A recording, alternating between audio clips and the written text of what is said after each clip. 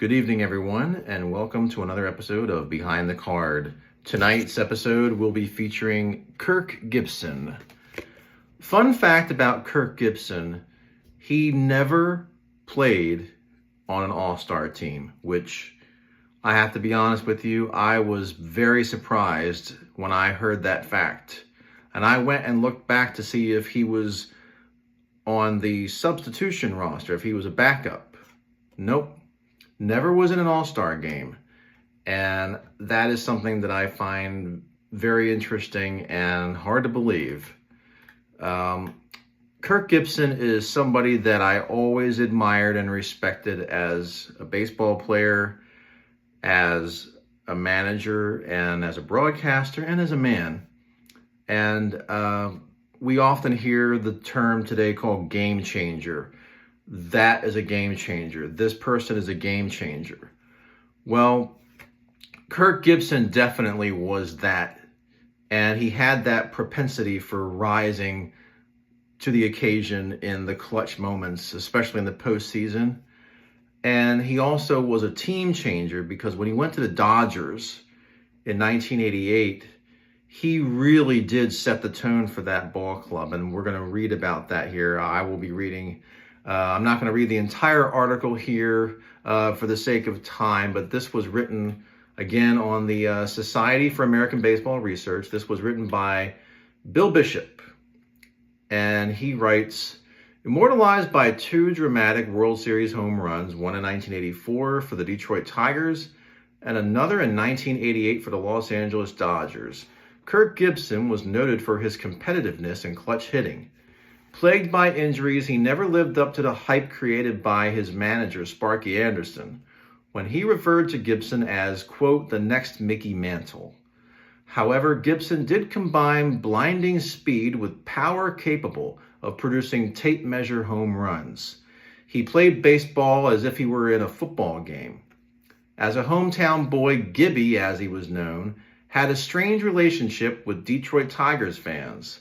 They either loved his fiery spirit and drive to win, or hated him for his arrogance, rude demeanor, and gruffness toward autograph seekers. But in the end, they respected him and selected him in 1999 for the all-time Tigers outfield, alongside legendary players Ty Cobb and Al Kaline. Kirk Gibson played football, baseball, and basketball, as well as running track at Waterford Kettering High, but football was his true love. He had several outstanding games and as a senior was named All-Oakland County in the fall of 1974. He was lightly recruited, so when Michigan State University offered him a football scholarship, he jumped at it. And he was actually a football player here for Michigan State, and had his eyes set on a Rose Bowl berth. This is in 1976, but his dreams were shattered when the Spartans were placed on 3 years probation in January 1976. The remainder of his football career was spent with no televised games and no hope for a bowl game. Additionally, the coach, Denny Stoltz, was fired, and Darryl Rogers took over the reins as football coach. Initially, Rogers thought about making Kirk an outside linebacker, but decided his speed was needed on the offensive side of the ball. The team finished 4-6-1 in 1976, but Gibson had 39 receptions for 748 yards, leading all Big Ten receivers. The team responded to Rogers' innovative offense and improved to 7-3-1 in 1977. After his junior season, Gibson was approached by Michigan State baseball coach Danny Litweiler about playing baseball. Gibson's father had always wanted him to play baseball as well as football, and Rogers gave his blessing, telling Kirk it might give him some leverage in the NFL draft. To Gibson's surprise, he thoroughly enjoyed playing baseball, and he attracted a lot of scouts with his power and speed.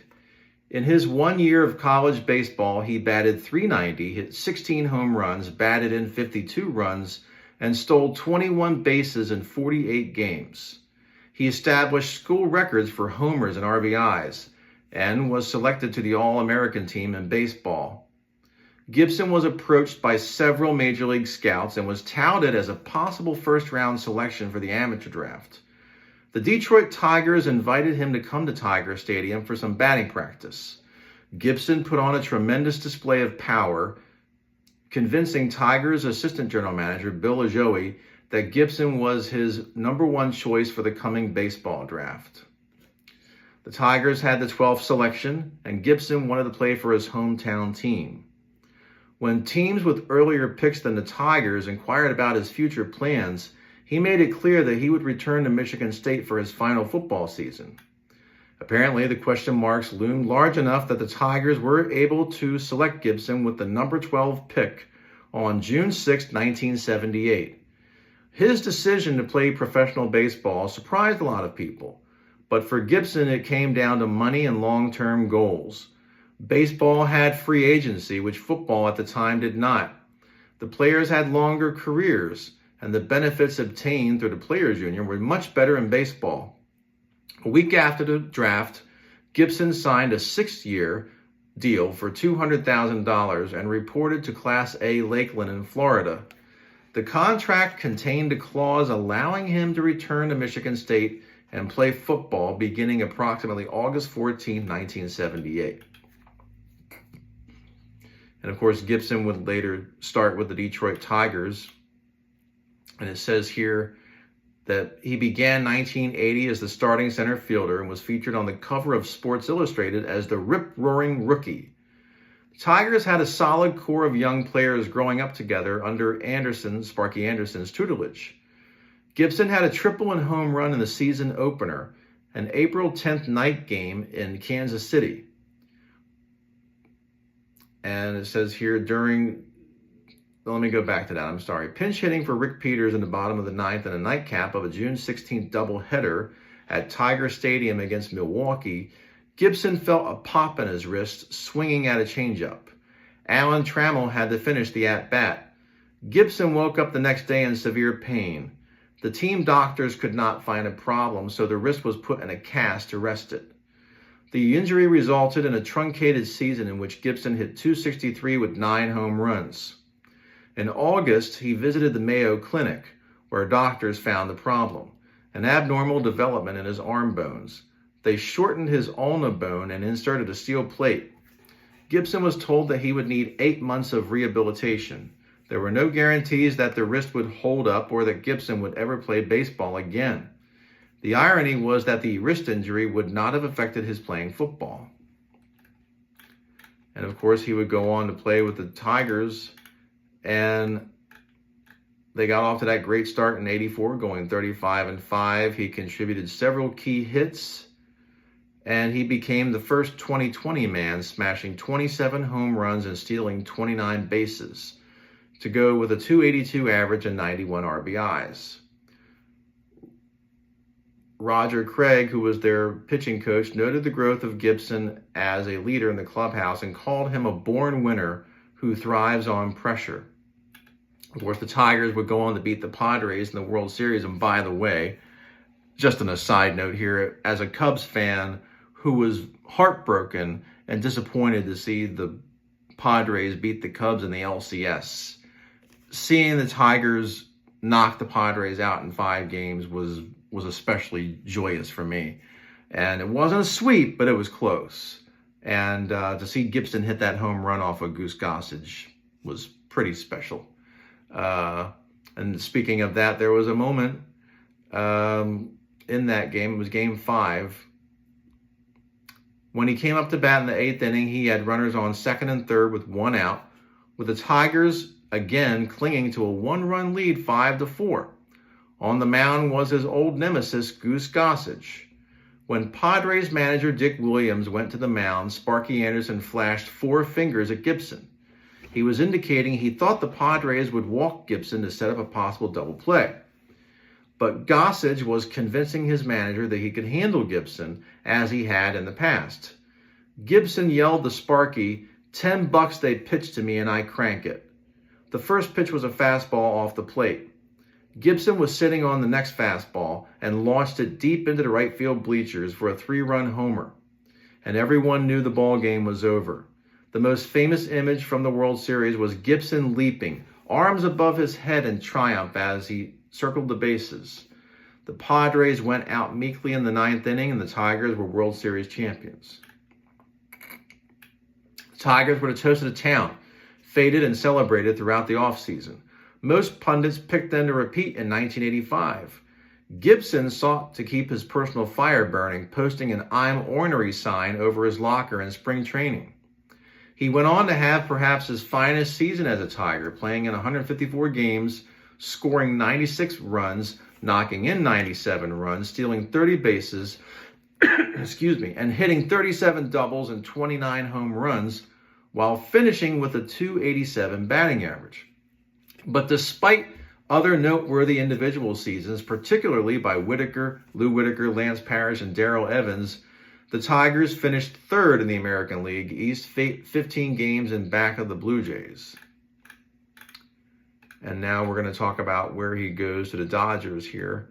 The Tigers tried to trade him to the Dodgers for Pedro Guerrero, but the deal fell through when the Dodgers learned Gibson was going to be declared a second-look free agent due to an arbitrator's collusion ruling against the owners.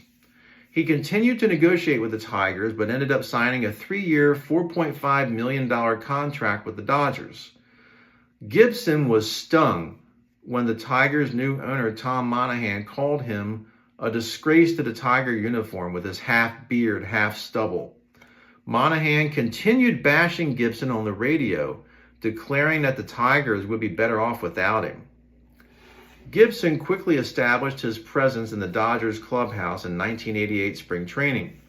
His teammates played a prank on him that led to his storming off the field and demanding a team meeting to set things straight. He made it clear he was there to win a championship, and he would do whatever it took to do so.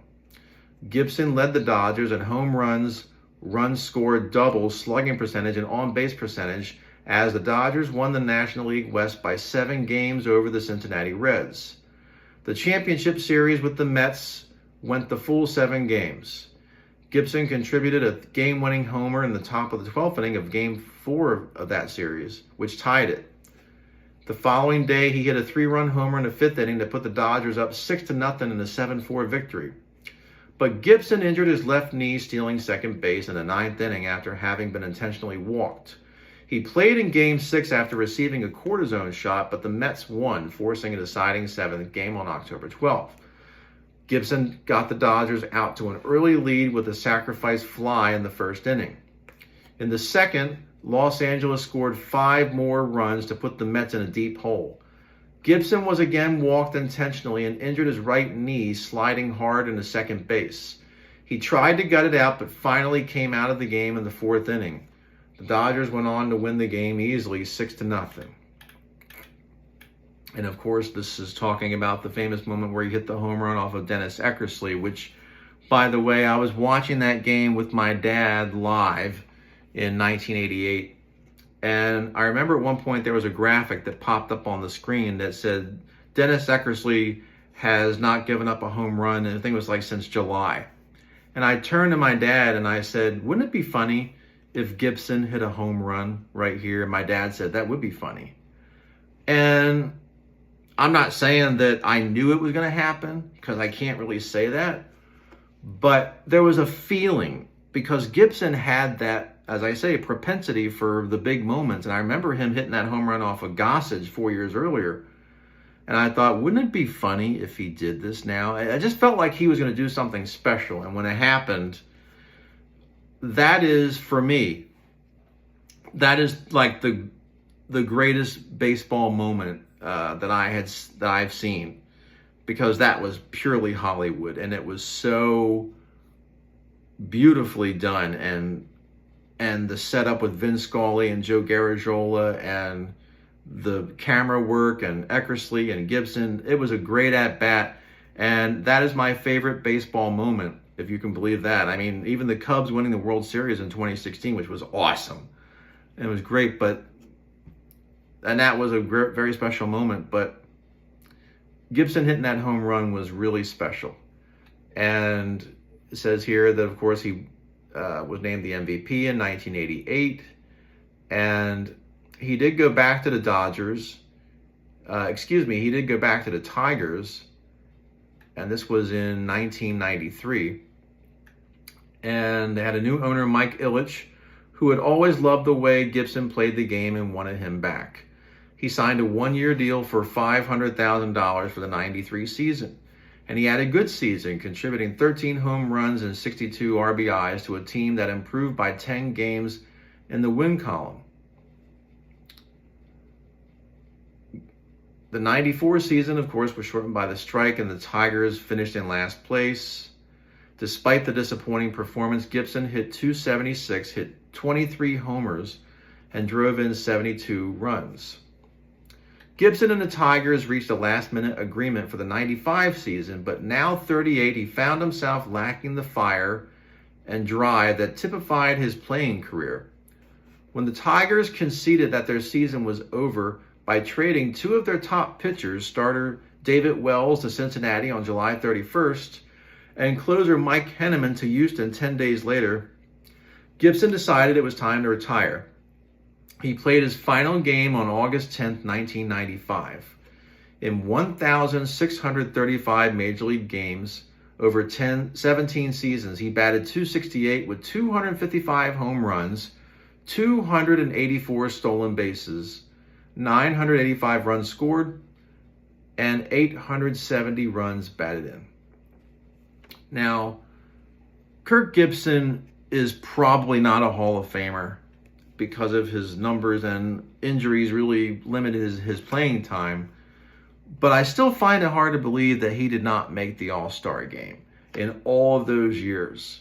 That is pretty amazing here. And this is his card from '81. This is early in his career. But the Tigers were well on their way. And when Sparky Anderson got the job in May of 1979, he actually had predicted that they would be in the World Series in 5 years. And lo and behold, it happened. And Gibson was a big part of that. And he could have, he was gruff at times, and he was maybe not the easiest teammate to get along with. But bottom line is he was a winner. And without him, the 1988 Dodgers do not win the World Series. I don't even think they get to the World Series. So here's to you, Captain Kirk. And I hope that you all have enjoyed this episode and look forward to the next one. Take care, everybody.